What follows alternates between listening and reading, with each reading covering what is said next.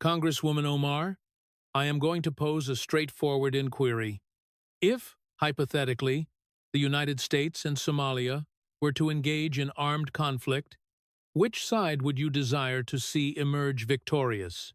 Speaker Mike Johnson's voice sliced through the atmosphere of the House Ethics Committee chamber like a surgical instrument, placid, measured, and entirely clinical. It was the intonation of a constitutional jurist who had dedicated 6 months to constructing a legal argument and understood precisely the course of action he was about to undertake. Silence descended. It was a complete, suffocating stillness. Representative Ilhan Omar sat at the witness table, her legal counsel situated beside her, with stacks of folders arranged before them. She had been responding to interrogations for 6 hours, deflecting, explicating, and defending. But this particular inquiry was distinct. This question possessed no favorable response, and every individual within that room was acutely aware of it. The silence elongated 10 seconds, 20, 30. The C-SPAN cameras recorded every fleeting moment, capturing every micro-expression upon her countenance. The manner in which her eyes darted toward her attorney, the way her hands tightened their grip on the table's edge, the way she parted her lips to speak and then sealed them without uttering a sound. 40 seconds, 50 seconds, a full minute passed. It was arguably the most protracted silence in the history of congressional hearings, and its impact was devastating. The hearing room was filled to capacity. Every seat was occupied, the press gallery was overflowing, and other members of Congress stood at the rear due to a lack of seating. Everyone had understood that this hearing would be significant. Speaker Johnson did not personally conduct such proceedings unless the matter was of grave consequence. But no one had anticipated this. No one had foreseen the quiet, methodical dismantling of a sitting congresswoman in real time. Johnson sat at the head of the committee table, his hands clasped atop a substantial binder. Behind him stood poster boards adorned with charts, timelines, and photographs. To his right sat the committee's chief counsel and investigators. To his left were other members of the Ethics Committee, all Republicans, as the Democrats had boycotted the event, labeling it a politically motivated attack. Their empty chairs, however, only served to make the hearing appear more serious, more judicial, less like political theater, and more akin to a prosecution. Omar was clad in a bright turquoise hijab and a dark blazer. She had dressed for television, anticipating the clip that would circulate virally. She had imagined she would be the protagonist of this narrative, the Muslim congresswoman standing firm against political persecution. She had survived worse assaults, having been branded with terrible labels, received death threats, and faced accusations of prejudice. Each time, she had emerged more resilient, more defiant, and more popular with her base. But this situation was different. This was not a matter of tweets, speeches, or televised shouting matches. This was a matter of evidence, documents, banking records, telephone transcripts, and witnesses. 6 months of investigation had been distilled into an airtight case. Johnson finally broke the silence. His voice was quiet, yet it carried across the room. Let me rephrase, to make it even simpler. You took an oath when you became a citizen. You renounced all allegiance to Somalia. You swore allegiance only to the United States. Did you mean that oath? Or were you being untruthful? Omar's lawyer, David Brennan, an expensive Washington attorney in a suit that likely cost $5,000, leaned over and whispered urgently into her ear. She shook her head slightly and whispered back. The microphones captured the murmurs, but not the distinct words. Johnson waited, patient. He had the entire day. He possessed all the evidence. He could afford to wait. Finally, Omar spoke. Her voice emerged, strained and defensive. That is a loaded question that does not, Johnson interrupted, not rudely, but factually. It is only loaded if you cannot answer it honestly. Every American in this room knows the answer immediately. We would want America to win. Why can you not say that? More silence followed. Omar appeared trapped, cornered. Johnson leaned forward slightly. The fact that you cannot answer that you will not answer tells us everything we need to know. You cannot say America, because everyone in this room has just witnessed 6 hours of evidence demonstrating that you have been working for Somalia's interests, coordinating with their government, accepting their funds, and voting exactly as they desire you to vote. But you cannot say Somalia either, because that would be an admission that you lied during your citizenship oath and that you are serving in Congress under false pretenses. He paused. Let that realization land. So you say nothing, which is, in itself, an answer. Omar stood up suddenly, her chair scraping against the floor. Her voice trembled with indignation. This is a witch hunt. This is prejudice disguised as oversight. You are persecuting me because I am a black Muslim woman who dares to speak truth to power. Johnson's expression did not alter. Sit down, Congresswoman. I will not sit down. His voice was sharp now, cutting through the noise. This has nothing to do with your religion or your race. This has to do with your actions. It has to do with documented evidence of foreign agent activity, with your refusal to register under the Foreign Agents Registration Act, with money you received from foreign government sources, with phone calls where you coordinated with foreign officials on how to undermine U.S. policy.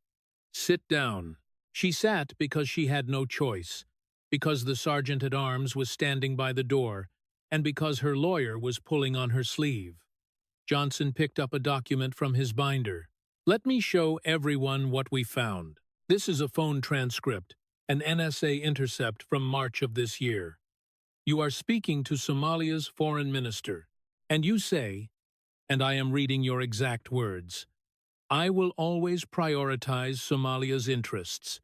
That is my first loyalty. America is just where I work. He looked up. Let that quote hang in the air. America is just where I work. Not your country, not your home, not the nation to which you swore an oath. Just where you work, like a job, like you are a foreign agent who happens to possess a congressional office and a security clearance. The room erupted. There were gasps, murmurs, people leaning forward, and the press typing furiously. Someone in the gallery shouted, "Traitor!" before being gavelled into silence. Johnson raised his voice slightly. Over the next hour, I am going to show this committee and the American people exactly what Representative Omar has been doing for the past 4 years. Who has been funding her, whom she has been coordinating with, what she has been saying in private versus what she says in public, and then we will see if she can answer that simple question. Where does your loyalty lie? He looked directly at Omar, but I think we already know the answer. The narrator's voice would later describe this moment. To understand how we arrived here, how the third-ranking Muslim in Congress ended up in a House hearing room, unable to say she would want America to win a war, you have to go back 8 hours earlier. Back to when Ilhan Omar walked into this building thinking she had survived this, just as she had survived everything else. When she had no idea that Mike Johnson had built not a political attack, but a legal case, when she still thought she was untouchable. 8 hours earlier, Representative Ilhan Omar sat in her Longworth office building suite, reviewing talking points with her lawyer and chief of staff. It was just after 8 a.m. The hearing was scheduled to start at 10. She had 2 hours to prepare for what she assumed would be a routine session of political harassment. They have nothing, Omar said, scrolling through her phone, checking Twitter reactions to the news of the hearing. Her supporters were already flooding the zone, hashtags defending her, tweets calling it prejudice, the usual playbook. Mike Johnson has been investigating me for 6 months. If they had anything real, we would already know. This is just red meat for his political base. David Brennan, her lawyer, sat across from her, reviewing a thick folder of anticipated questions and prepared answers. He had been through dozens of these hearings and knew how they functioned. The subpoena is broad: FARA compliance, communications with foreign officials, campaign finance disclosures. It is a standard fishing expedition. We stonewall on anything sensitive, invoke privileges where applicable, and this dies in committee. The Democrats are boycotting, which means there is no quorum for formal action. This is theater. Her chief of staff flipped through printed press releases, ready for distribution. The media strategy is set. The second they go after you on Somalia, we frame it as an attack on your advocacy for refugees and immigrants. If they bring up money, all contributions were properly disclosed per FEC rules. If they question your foreign policy positions, we cite the First Amendment. You have every right to criticize U.S. imperialism. Omar nodded, feeling more confident. She had been through worse than Mike Johnson. She had survived the former president calling her anti-American, survived threats to strip her of committee assignments, and survived countless death threats and protests. Each attack had made her stronger, made her base more devoted, and made her a national figure in progressive politics.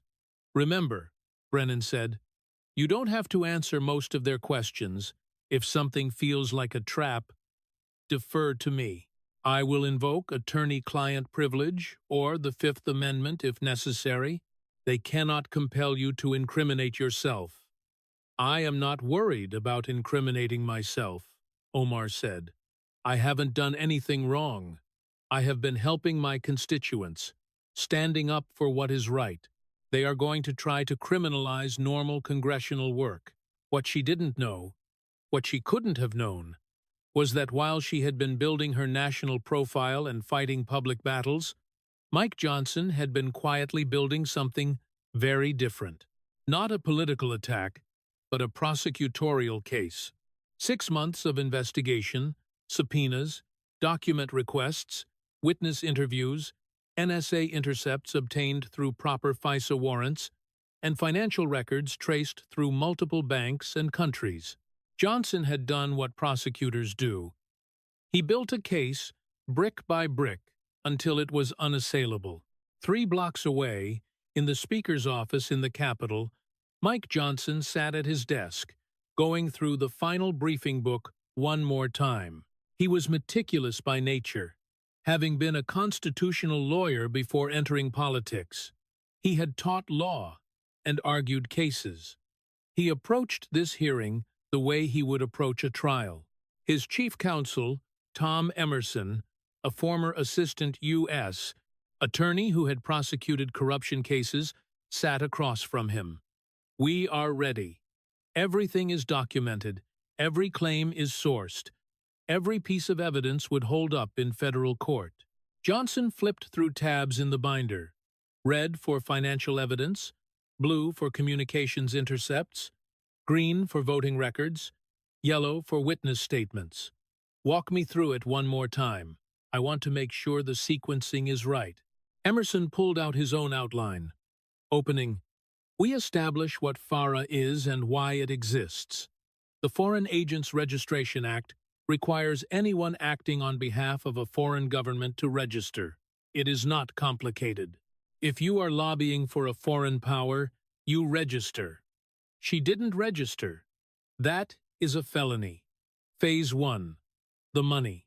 We show that her campaigns and affiliated PACs received approximately $1.3 million from sources with direct ties to the Somali government. Not properly disclosed, shell organizations, pass-through entities, a classic money laundering structure, campaign finance violations at minimum, potentially corruption. Johnson made a note. We need to be careful here. Some of those donors are Somali Americans who are U.S. citizens. We are not accusing them. We are showing the money ultimately came from foreign sources. Exactly, Emerson replied. We have traced the funding. The organizations that donated are funded by Somali government-controlled entities. We have the bank records. Emerson continued. Phase 2. The communications. The NSA has intercepted 43 calls or electronic communications between her and Somali government officials over the past 4 years. We cannot use all of them. Some are too classified. But we have a dozen that have been declassified specifically for this hearing. They show her coordinating with Somalia's government on pending legislation, sharing information from classified briefings, and promising to advocate for their positions. Phase 3. The voting record.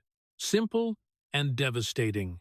23 votes in Congress related to Somalia or U.S. Somalia relations. She voted against U.S. interests 23 times out of 23. 100% alignment with what Somalia's government wanted. And every vote came within 2 weeks of her communicating with Somali officials. The pattern shows coordination. Johnson nodded. That is the key. Any one thing she can explain away, but the pattern is undeniable. Phase 4. The witnesses. We have 3 Somali American constituents from her district willing to testify. All registered Democrats. All voted for her initially. All now willing to say publicly that she told them privately her loyalty is to Somalia first. One of them recorded her saying it. Johnson looked up sharply. The recording is clean, admissible, single-party consent state. Minnesota allows recording with one party's knowledge. The constituent recorded her own conversation with Omar. It is legal, and it is devastating. Omar's voice saying, "You will always be Somali in your heart. That is where your loyalty should be." Phase 5. The question. After we have presented all this evidence, we ask her directly, which country would you want to win? It is a trap, but a fair one. If she says America, we play the intercept, where she says her first loyalty is to Somalia. If she says Somalia, she has admitted she lied in her citizenship oath. If she refuses to answer, that is its own answer. Johnson sat back. What if she takes the 5th? Even better. Congresswoman refuses to state whether she would want America to win. That is the headline. That is the clip that plays forever. They reviewed potential defenses. Omar would claim prejudice. They had a response. This is about actions, not religion. We never mention her faith unless she brings it up. Omar would claim she was helping constituents with consular services. They had evidence showing it went far beyond that. Omar would say this was political persecution. They would let the evidence speak for itself. Johnson's communications director entered with the media plan. C-SPAN is carrying it live. Our rapid response team is ready to clip key moments immediately. We have got 5 different legal scholars, 3 conservative, 2 liberal ready to do interviews about FARA requirements and why they matter. We have got the 3 Somali American witnesses ready for media appearances after they testify. This isn't just a hearing. It is a narrative rollout. Johnson felt a twinge of something, not quite regret, but awareness. What he was about to do would end a congressional career, would possibly result in criminal prosecution, would destroy someone's life. He thought about whether he was doing this for the right reasons. Then he thought about the evidence. The phone calls where she coordinated with a foreign government, the money from foreign sources, the votes that consistently harmed U.S. interests, the security briefings she had attended and then shared information from. This wasn't political persecution. This was accountability for actions that would get anyone else arrested. Tone is everything, Johnson said. I am not attacking her personally. I am not questioning her faith or her background. I am presenting evidence of specific actions that violate federal law, clinical, professional, prosecutorial. Let the facts speak. At 9:30 a.m., Both sides moved toward the hearing room. Omar walked through the Capitol, surrounded by supporters, members of the squad flanking her in solidarity, cameras everywhere. She stopped for a quick statement to the press. This hearing is a political witch hunt designed to silence a black Muslim woman who speaks truth to power. But I will not be silenced. I will not be intimidated. And I will continue fighting for my constituents and for justice. She looked strong, defiant, ready for battle. Johnson entered through a side door, avoiding cameras, carrying his binder, looking like a lawyer heading to court. No performance, no press conference, just preparation. The hearing room filled quickly. Every seat was taken. The press gallery packed. Gallery seats were filled with Omar supporters wearing buttons, mixed with critics holding signs about accountability. Capitol Police were everywhere, anticipating disruption. At exactly 10 a.m., Johnson gavelled the hearing to order. The House Committee on Ethics will come to order. We are here today to investigate potential violations of the Foreign Agents Registration Act and related federal laws by Representative Ilhan Omar of Minnesota's 5th Congressional District. His voice was formal, procedural. This wasn't political theater. This was official business. Congresswoman Omar, you have been subpoenaed to testify. You have the right to counsel, which I see you have exercised. You have the right to make an opening statement. You have the right to refuse to answer questions, though the committee may draw appropriate inferences from such refusal. Do you understand these rights? Omar nodded. I do. Would you like to make an opening statement? She stood. She had prepared for this moment, the speech that would go viral, the defiant stand against persecution. Yes, Mr. Speaker. Thank you. She looked directly at the cameras. I want to start by saying this hearing is a disgrace. It is political persecution, disguised as oversight. I am being targeted because I am a black Muslim woman who speaks truth to power, because I criticize U.S. foreign policy, because I stand with refugees and immigrants, because I dare to ask why we spend billions on weapons instead of health care and education. She was hitting her stride now, her voice strong. I came to this country as a refugee fleeing war. I lived in a camp. I came to America with nothing. I learned English. I became a citizen. I worked hard. I served my community, and I was elected to Congress to represent my constituents.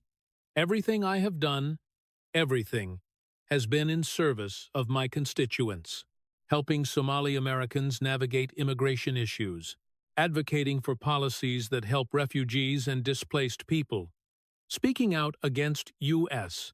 interventions that destabilize other countries. That is not being a foreign agent. That is being a representative. Her supporters in the gallery began applauding. Johnson let it go on for a few seconds, then gavelled them quiet. Order. We will have order, or I will clear the gallery, Omar continued. This committee has been investigating me for 6 months based on conspiracy theories. They have twisted normal congressional work into something sinister. They have taken my advocacy for human rights and called it foreign influence. They have used my faith and my identity against me. She looked directly at Johnson. I will not be silenced. I will not apologize for who I am or what I believe, and I will continue fighting for justice, no matter how many hearings you hold. She sat down. Her supporters applauded again, until Johnson gavelled them quiet with a warning. She looked confident, pleased with herself. She had delivered the speech, set the narrative. Now it was just a matter of getting through the hearing with that narrative intact. Johnson let the moment settle, then opened his binder. Thank you for that statement, Congresswoman. Now, let's look at the evidence. And with those words, Omar's carefully constructed narrative began to crumble. Johnson pulled out the first set of documents and slid copies to the committee members and to Omar's lawyer.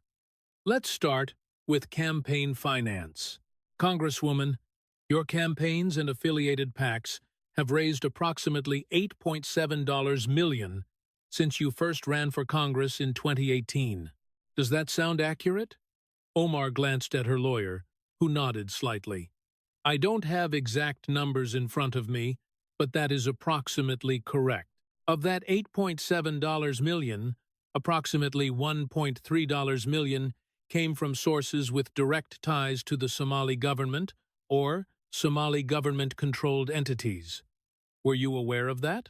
Her lawyer started to speak. All of my campaign contributions were properly vetted and disclosed according to FEC regulations. That wasn't my question, Johnson interrupted gently. Were you aware that significant portions of your funding came from Somali government-linked sources? Yes or no? Pause. I receive donations from many sources, including Somali American community organizations. Let me be specific. Johnson pulled up a document on the screen behind him, large enough for everyone to see. The Somali American Leadership Council donated $380,000 to your campaigns across 3 election cycles. That is the single largest organizational donor to your campaigns. Correct? That is a legitimate American organization. It is incorporated in America. Yes. But let's talk about where its money comes from. Johnson clicked to the next slide, a flowchart showing money movement.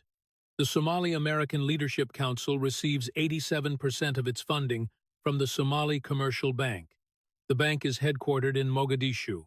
Its chairman is Abdi Hassan Mahdi, who is the brother of Somalia's finance minister. The bank is effectively controlled by individuals closely tied to Somalia's government. He let that sink in. So when the Somali American Leadership Council donates to your campaign, where is that money really coming from? Omar's lawyer leaned forward. Mr. Speaker, the organization is a registered 501c4 in the United States. My client followed all FEC disclosure requirements. Did she disclose that the organization was funded by a Somali government-controlled bank? Did she disclose the foreign source of the funds? Silence. Johnson pulled out more documents. Let me show you something else. This is from the Treasury Department's Financial Crimes Enforcement Network, FinCEN. They track money laundering. They flagged the Somali American Leadership Council 2 years ago because of unusual money flows from Somalia. Large wire transfers from Mogadishu timed to coincide with U.S. election cycles. He showed the timeline. Issued June 2020, $150,000 wired from Mogadishu to the council. 2 weeks later, $75,000 donated to your campaign. October 2022, $100,000 from Mogadishu. 3 weeks later, $100,000 to your campaign. The pattern repeats through 2022 and 2024.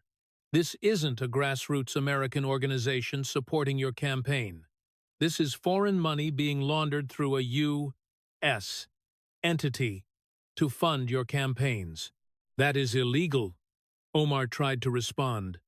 I had no knowledge of the internal funding sources. You met with Abdi Hassan Mahdi 6 times during your first campaign. He hosted a fundraiser for you in Minneapolis, where he was the guest of honor.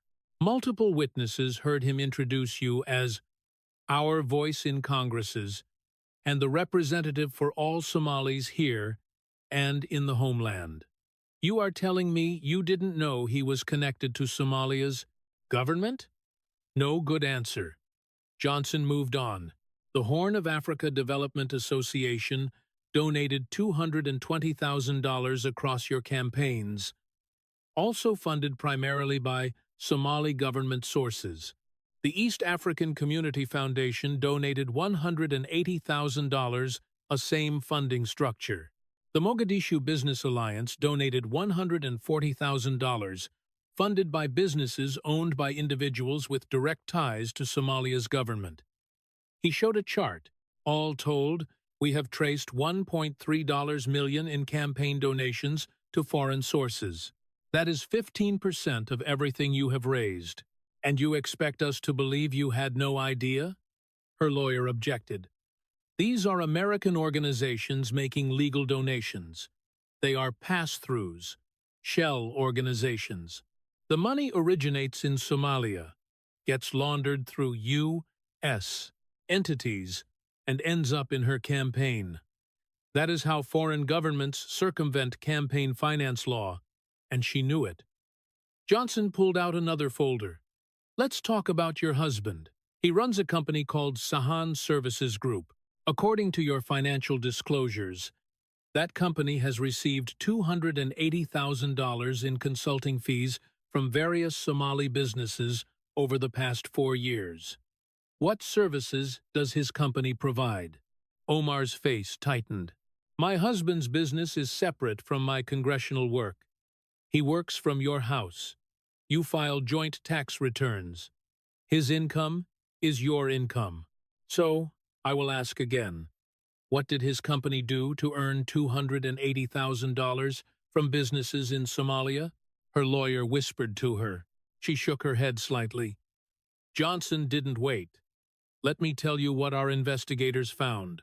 Sahan Services Group has no website, no LinkedIn profile, no other clients we can identify besides these Somali businesses, no employees other than your husband. The consulting is undefined. No work product, no deliverables, no contracts specifying services. He showed bank records. But what we do have is a pattern. Every payment to his company came within 2 weeks of you voting on Somalia-related legislation. Every single payment. He displayed a timeline. 2 columns.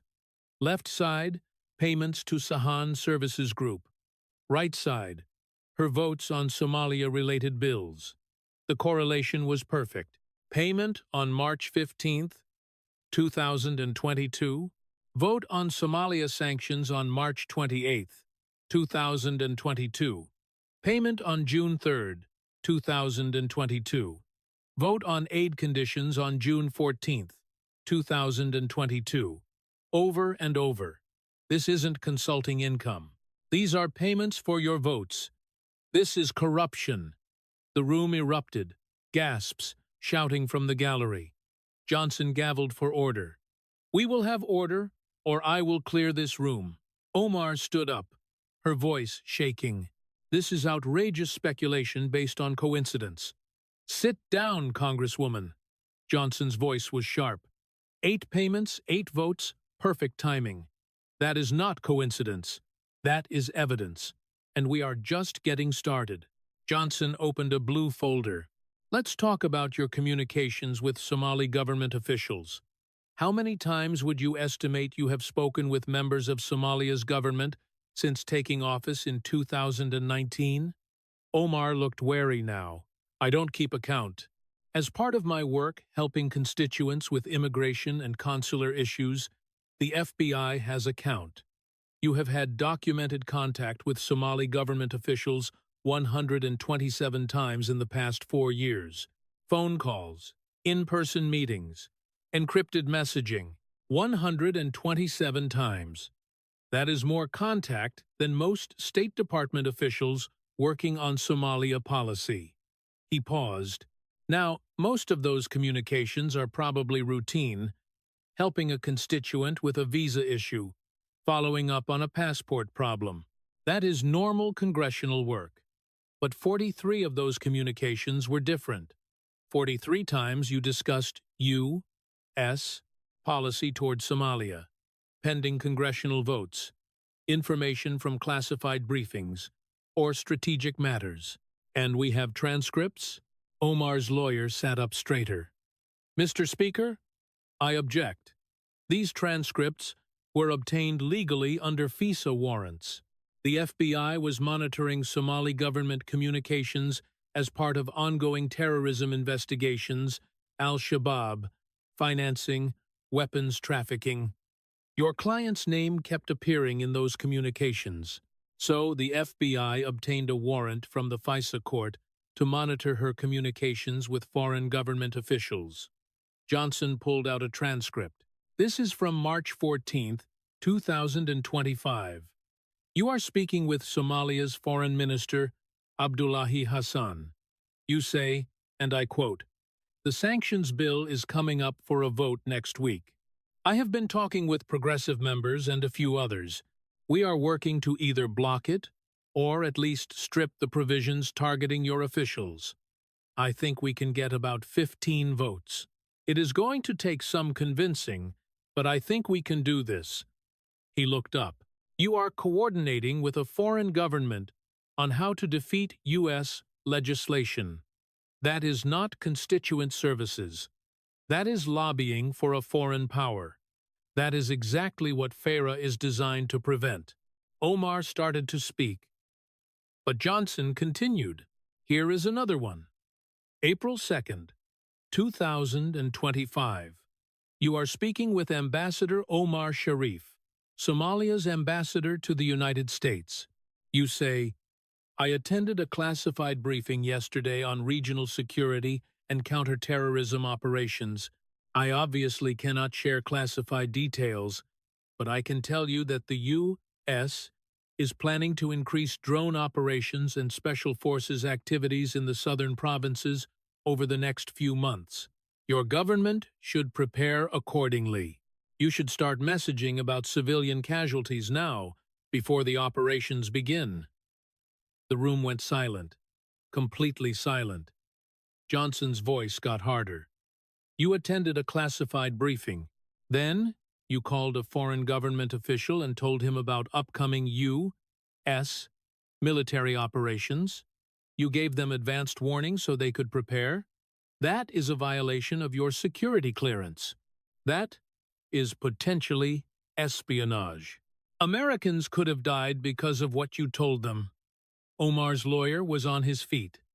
"Mr. Speaker, this is highly prejudicial.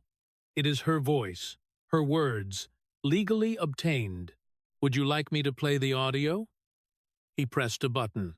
Omar's voice filled the room, crystal clear, saying exactly what Johnson had read.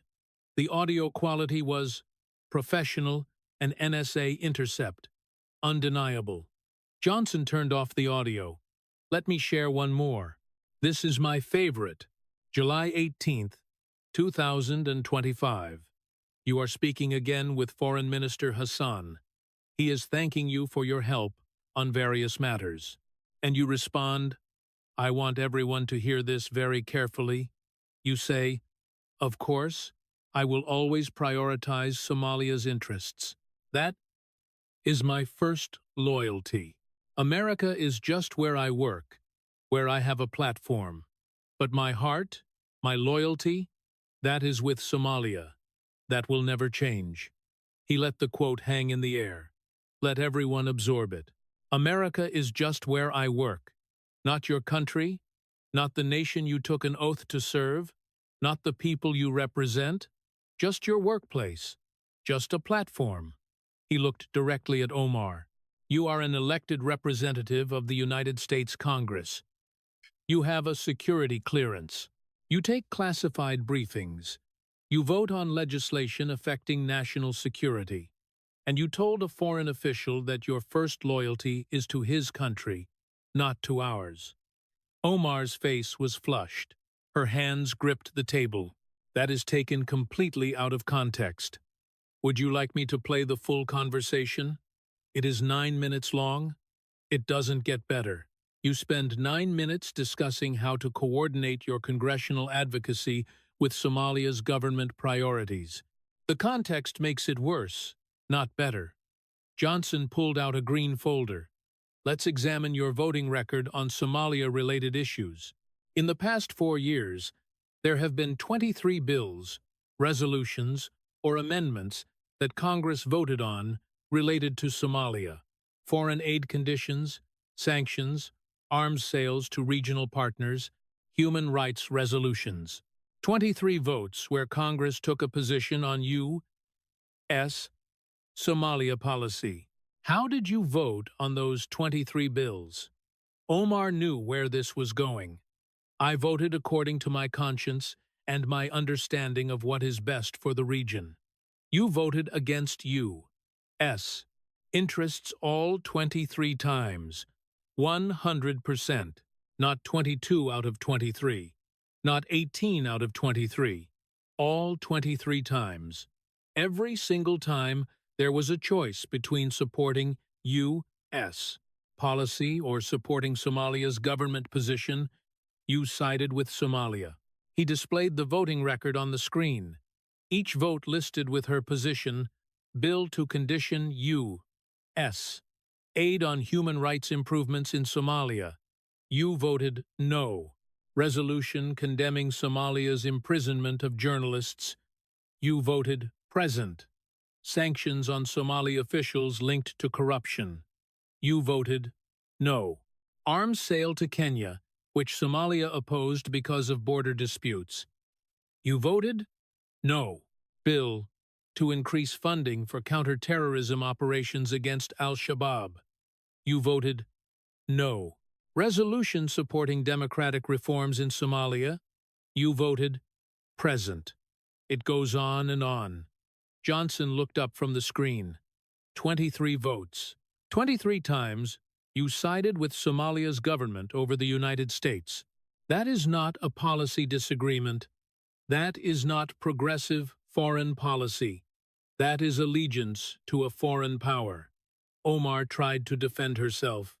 I have principled objections to U.S. militarism and intervention.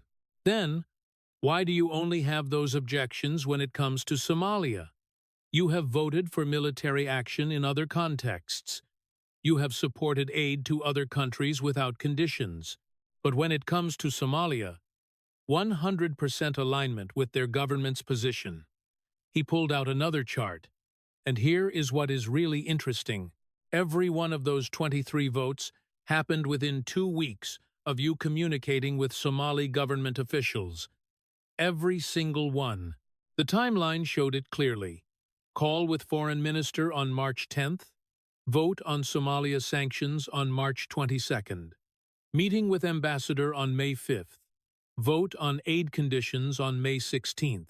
Perfect correlation. You talk to them. They tell you how they want you to vote. You vote that way. That is not representing your constituents. That is taking instructions from a foreign government. That is exactly what foreign agents do. Omar's lawyer stood. Speaker, you are drawing unwarranted conclusions from coincidental timing 23 times. That is not coincidence. That is coordination. That is a pattern so clear that any federal prosecutor would take it to a jury. Johnson closed the folders in front of him. I want to shift now from documents to testimony. We have 3 witnesses who are constituents of Congresswoman Omar. All Somali Americans, all U.S. citizens, all people who voted for her, and all willing to testify about conversations they had with her, conversations about loyalty, about allegiance, about who she really serves. He nodded to the door. I would like to call our first witness, Amina Hassan. Please come forward. A woman in her early 40s entered. She wore a hijab and a modest dress. She looked nervous but determined. She took her seat at the witness table, was sworn in, and gave her name for the record. Johnson spoke gently.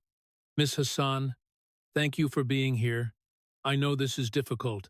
Please tell the committee about yourself. Amina spoke in clear but accented English. My name is Amina Hassan. I am a U.S. citizen. I came to America from Somalia in 1996 as a refugee. I was 16 years old. I have lived in Minneapolis ever since. I work as a nurse at Hennepin County Medical Center. I am married. I have 3 children who were all born in America. And you live in Congresswoman Omar's district? Yes. The 5th district. Did you vote for her? Yes. In 2018 and in 2020, I was very proud when she was elected. She was like us, a refugee who made it. I thought she would represent our community well. I thought she would help us integrate into American society, help us succeed. Johnson nodded. What changed your mind about her? Amina took a breath. In 2020, there was a town hall meeting in Minneapolis, Cedar Riverside neighborhood. I attended because I wanted to ask about programs to help refugees integrate English classes, job training, citizenship support, things to help us become American. What happened? I asked my question. I said that many refugees want to integrate, want to become fully American, but need support to do it. And she got angry. Amina's voice got stronger. She said we shouldn't have to assimilate, that we should keep our Somali identity and culture, that America needs to change to accommodate us, not the other way around. What was your reaction? I was confused. I came to America because I wanted to be American. I love Somalia. It is where I was born. But I chose to become American. I took the citizenship oath. I meant it. Johnson leaned forward. Did you speak with Congresswoman Omar after the event? Yes. I waited until most people had left. I approached her privately. I told her that I didn't come to America to stay Somali. I came to become American. And she... Amina paused. Emotional now. She looked at me like I was a traitor. She said, "You can be American on paper, but you will always be Somali in your heart. That is where your loyalty should be to our people, to our homeland." Did anyone else hear this conversation? My husband was with me. He heard it too. And what did you think when she said that? Amina's voice cracked slightly. I thought she didn't understand what it means to be an American. Or maybe she understood and just didn't care. I came here as a refugee. I was given a chance at a new life. I love America. This is my home now. And she was telling me that wasn't good enough, that I should stay loyal to Somalia. Johnson pulled out his phone. Miss Hassan, do you have any documentation of this conversation? Yes. She pulled out her own phone. After that conversation, I became suspicious of her. So the next time I saw her at another event, a few months later, I recorded our conversation. And what did she say in that conversation? Amina played the audio. Omar's voice was unmistakable. You have to understand, Amina. We are Somali first. That doesn't change just because we have American passports. Our loyalty, our identity, our purpose, that is all tied to Somalia, to our people back home. America is just where we live now, but Somalia is who we are. The hearing room erupted with shouting and gasps. Johnson gavelled for order. Omar stood up. That recording was made without my knowledge. Minnesota is a one-party consent state, Johnson said. Miss Hassan was a party to the conversation. The recording is legal. He called 2 more witnesses. Both Somali Americans, both with similar stories, both describing Omar telling them their true loyalty should be to Somalia, not America. One had a witness who corroborated the conversation. Another had written notes from immediately after their meeting with Omar documenting what she had said. All 3 witnesses were asked the same final question. Do you believe Representative Omar's first loyalty is to the United States or to Somalia? All 3 gave the same answer, to Somalia, without question. After the witnesses finished, Johnson turned back to Omar. His voice was quiet now, serious. Congresswoman, let's talk about your oath of citizenship. You became a naturalized U.S. citizen in 2000. Do you remember the ceremony? Omar nodded stiffly. Of course. Do you remember the oath you took? The standard citizenship oath. Let me read it to you. Make sure we all understand what you swore. Johnson pulled out a document. This is the oath every naturalized citizen takes. You took this oath in Minneapolis on October 5th, 2000.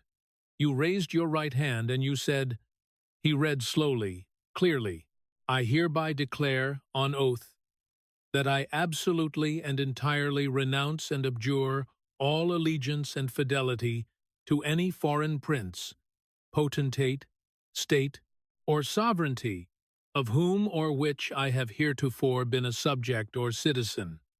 He looked up.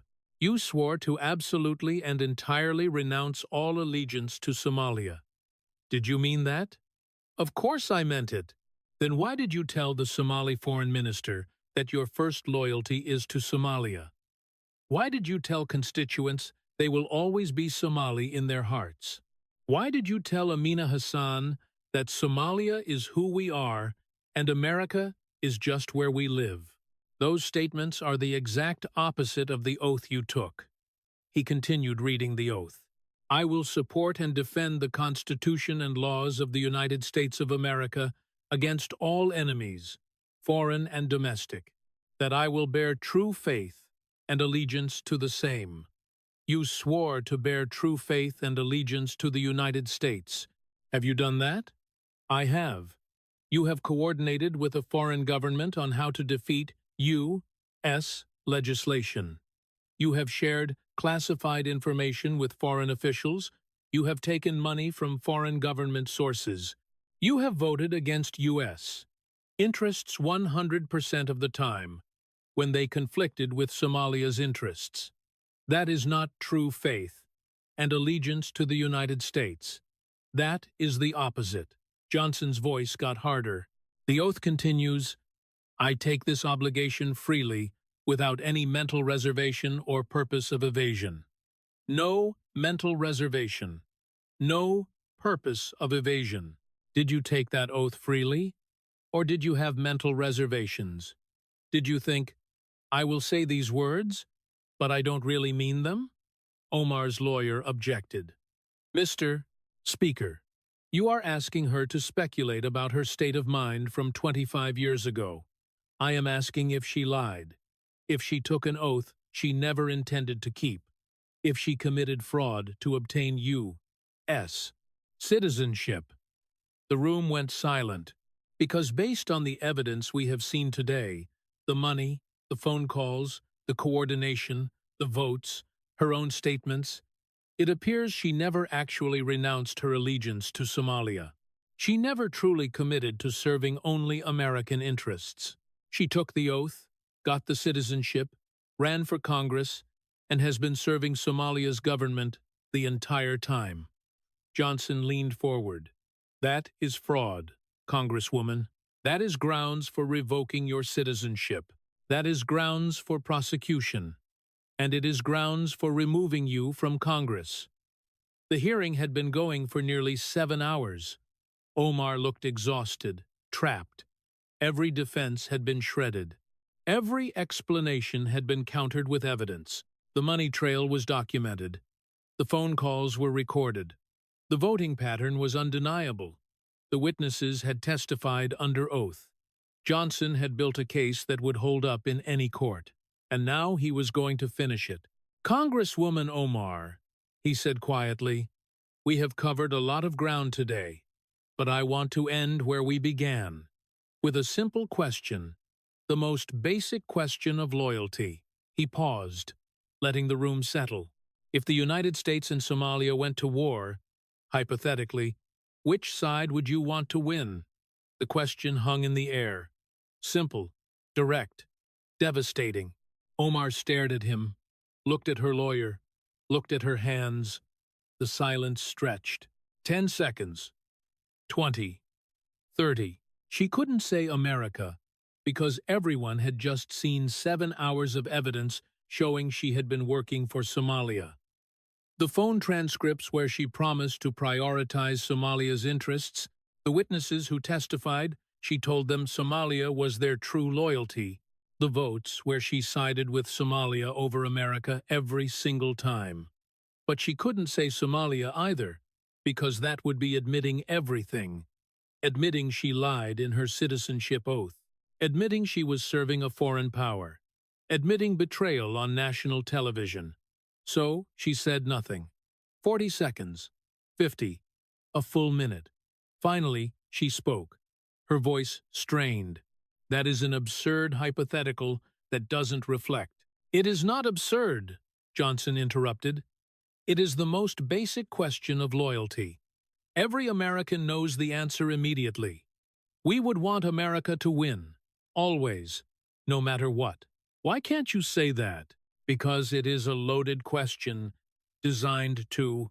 It is only loaded if you can't answer it honestly. Johnson's voice was calm but relentless. Let me make it even simpler. Do you believe your first loyalty is to the United States or to Somalia?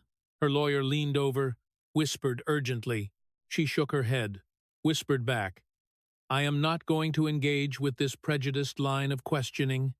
It is not prejudice to ask where your loyalty lies, Johnson said sharply. It is not prejudice to expect a member of Congress to put America first. It is basic. It is fundamental. It is essential.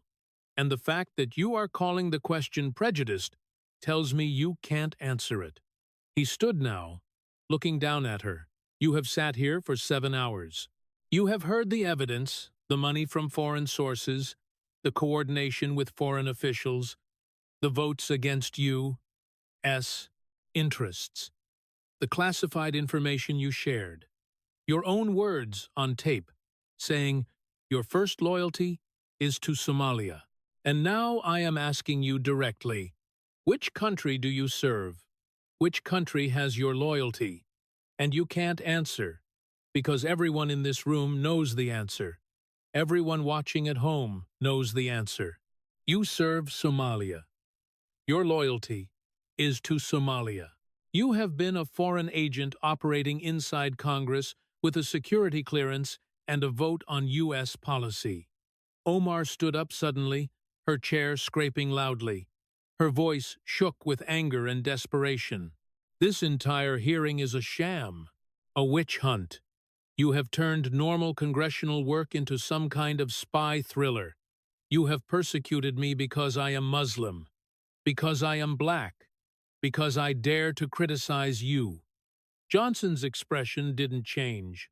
Sit down, Congresswoman. I will not sit down. You have twisted everything. The money was from legitimate American organizations. The calls were constituent services.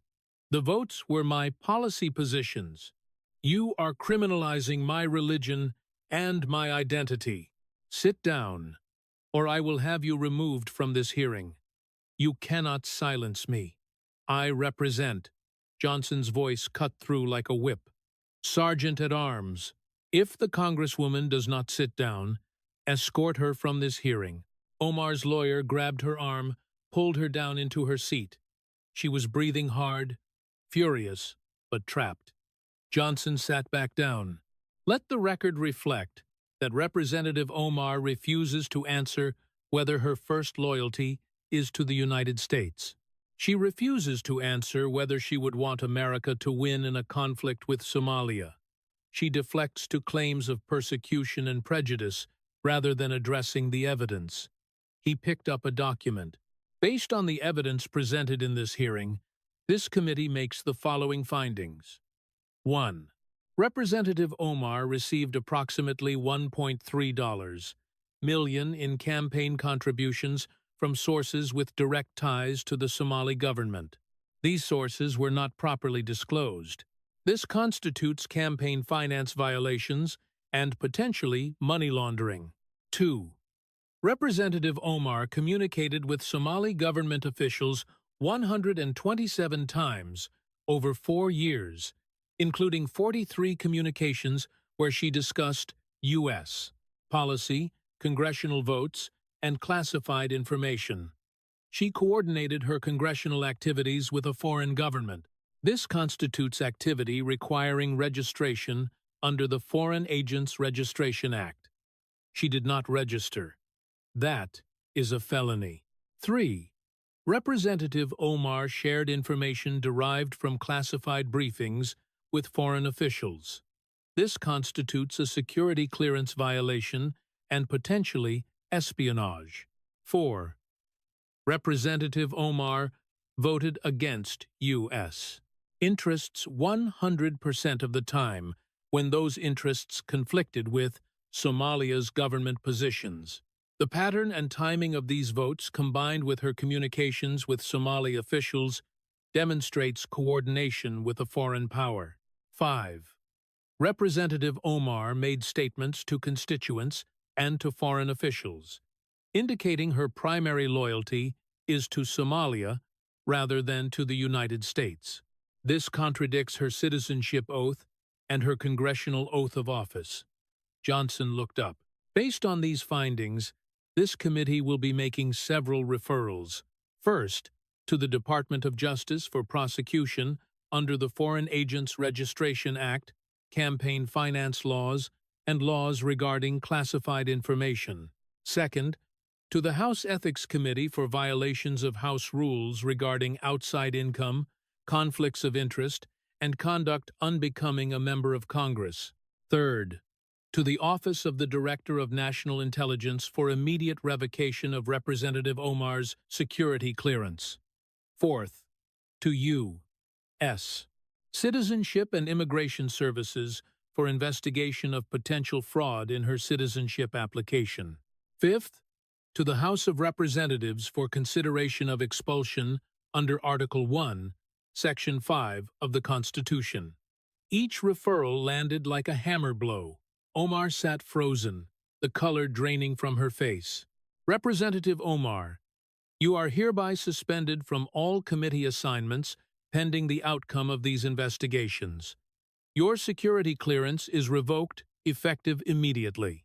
You are prohibited from attending any classified briefings, and this committee recommends that the full House vote on your expulsion within 30 days. Omar found her voice. You can't do this. I just did. Johnson closed his binder. This hearing is adjourned. He stood. The other Republican committee members stood. They filed out. Omar sat at the witness table, surrounded by her lawyer and staff, looking shell-shocked. The cameras captured every moment. Her supporters in the gallery were shouting, but it sounded distant, defeated. She had walked into this hearing thinking she could survive it, like she had survived everything else that she could play the victim, call it persecution, rally her base. But Johnson hadn't played politics. He had prosecuted a case, with evidence, with witnesses, with facts that couldn't be spun away. And now, her career was over. The video clips spread instantly. Within minutes of the hearing adjourning, the key moments were on Twitter, YouTube, TikTok, the silence, when she couldn't answer whether she would want America to win. The recording of her saying, "America is just where I work." The witnesses testifying she told them to stay loyal to Somalia. By evening, it was the only story, not just on conservative media everywhere. CNN's legal analysts said the Farah case looked strong. MSNBC's panel was divided but somber. Even progressive outlets couldn't defend the recordings of her own voice. The New York Times, Omar hearing reveals troubling foreign ties. Washington Post, evidence of foreign coordination raises questions about Omar's loyalty. The Atlantic, when American citizenship isn't enough. Polling came quickly. 71% of Americans said members of Congress should unequivocally support America over other countries. 64% said Omar should resign. 58% supported investigating whether her citizenship was obtained fraudulently. Even in her district, approval dropped to 38%. Democratic leadership stayed silent for 48 hours, then released a tepid statement. These are serious allegations that must be investigated thoroughly through proper legal channels. Translation: she is on her own. Progressive Squad members tried to defend her. AOC tweeted about prejudice. Tlaib called it a witch hunt, but the evidence was too strong. Even supporters couldn't explain away her own recorded voice, saying her loyalty was to Somalia. 3 weeks later, the House voted on expulsion. It takes a 2/3 majority. The vote was 307 to 118. 62 Democrats joined all Republicans. Omar became only the sixth House member ever expelled. The Department of Justice indicted her on 3 counts of violating FARA, 2 counts of campaign finance fraud, and 1 count of mishandling classified information. Trial was set for the following year. USCIS opened an investigation into her citizenship. If she lied in her oath, it could be revoked. She could be denaturalized and deported. Minnesota's governor announced a special election for her seat. 6 candidates immediately declared none of them wanted her endorsement. The 3 Somali-American witnesses who testified became community leaders. They started an organization, Somali Americans for American Values. Their message, "We came here to be American. We chose this country. Our loyalty is here." They held a press conference. Ilhan Omar doesn't represent us. She represented Somalia. We came to America to escape corruption and violence, to build new lives, to be American. She betrayed that. She betrayed us. 6 months after the hearing, Omar sat in a Minneapolis apartment awaiting trial, her congressional career over, her citizenship in jeopardy, facing potential prison time. She gave one interview to a friendly outlet. "I was persecuted for my identity," she said, "for being Muslim, for being black, for daring to criticize U.S. foreign policy." But nobody was listening anymore, because they had all seen the evidence, heard the recordings, watched her unable to answer one simple question. Would you want America to win? The lesson was simple and brutal. You can be born somewhere else. You can immigrate. You can become a citizen. You can even serve in Congress. But the oath you take to renounce all other allegiances to serve only America, that oath has to mean something. Ilhan Omar took that oath, and she broke it. Not accidentally, not unknowingly, deliberately, consistently. For years, she coordinated with a foreign government, took their money, voted as they wanted, shared classified information, told constituents their loyalty should be to another country, and said on tape that America was just where she worked. And when she was finally held accountable, when Mike Johnson spent 6 months building an airtight case and presented it methodically, professionally, without rhetoric or hyperbole, she had no defense except to call it persecution. But you can't claim persecution when they have recordings of your voice, bank records of the money, witnesses under oath, and a voting record that speaks for itself. You can't claim prejudice when the question isn't about your religion, but about your actions. You can't claim racism when Americans of all backgrounds expect the same thing from their representatives: loyalty to America. Ilhan Omar failed that test, failed it repeatedly, failed it so thoroughly that she couldn't even say she would want America to win a war. And that is why her career ended in a hearing room, with cameras rolling, with evidence stacked high, with one question she couldn't answer: where does your loyalty lie? She never said, America, and that told everyone everything they needed to know.